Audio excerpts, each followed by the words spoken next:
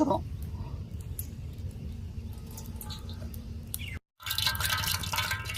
அடுத்து கடுகு போடுறோம்.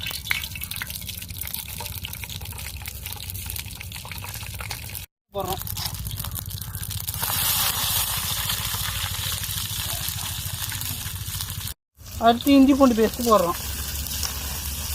நல்லா மிக்ஸ் பண்ணுறோம்.